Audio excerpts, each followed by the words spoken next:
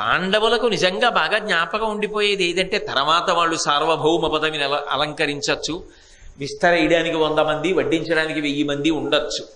కానీ వాళ్ళు కష్టాల్లో ఉన్నప్పుడు, ఓ పాక కింద ఉన్నప్పుడు అమ్మ పెట్టిన అన్నం వాళ్ళు భిక్షాటన చేసి తెచ్చుకున్న అన్నం తినడంలో వాళ్ళ మధ్య అంకురించిన ప్రేమ, కష్టసుఖాల్ని పంచుకు పెరిగినటువంటి వాళ్ళ మధ్య ఉన్న అనుబంధం ఆ తరువాత ఎంత మధురమైనటువంటి విషయంగా మిగిలిపోతుంది. అది అనుభవించగలిగినటువంటి హృదయం ఉండాలి. వాళ్ళు ఆ కోణంలో అనుభవించారు. ఇది బానే ఉంది, చక్కగా 5గురం కూర్చుంటున్నాం, అమ్మ పెడుతోంది, ఏ తల్లి వేసిందో భిక్షాపాత్రలో తింటున్నాం.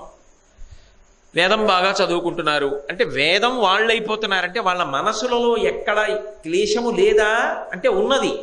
కానీ అది వాళ్ళు చేస్తున్న పనికి అడ్డమైపోయి దాన్ని మింగేసేంత, వాళ్ళని శోకము కప్పేసేంత మాత్రం కాకుండా జాగ్రత్త పడ్డారు. జాగ్రత్త పడి భిక్షాన్నం తింటూ ఉంటున్నారు. వాళ్ళు భిక్షాటనకు వస్తారు కదా ఇళ్ల ముందుకి. వచ్చినప్పుడు వాళ్ళని చూసి ఆ ఊళ్ళో వాళ్ళు అనుకుంటున్నారట, ఏకచక్రపురంలో ఉన్నవాళ్ళు వాళ్ళన్నారట, ధృతి చదువుచు. నన్నయ్య భట్టారకుడు ఏం మాటలేస్తారండి, ధృతి చదువుచు. ఏ ఒక్కరోజు కూడా పాఠం చెప్పినటువంటి ఉపాధ్యాయుడు ఎరా నిన్న చెప్పిన పాఠం వల్లెవేయలేదా, ఏం సరిగా చెప్పట్లేదు అనవలసిన అవసరం కలగలేదు. పట్టుదలతో చదువుకుంటూ ఏ సూక్తాలు చెప్తే ఆ సూక్తాలు మళ్ళీ చక్కగా స్వరంతో అలా చెప్తూ 5గురు ఎప్పుడు వాళ్ళ పేర్లు ఏవో తెలియకుండా పేదవారిలా నటిస్తూ చక్కగా గురువుగారి దగ్గర వినయంతో చదువుకుంటున్నారు. ధృతి చదువుచు భిక్షార్థము ప్రతిగృహమున కరుగుచున్న భవ్యుల. వాళ్ళు భవ్యులు.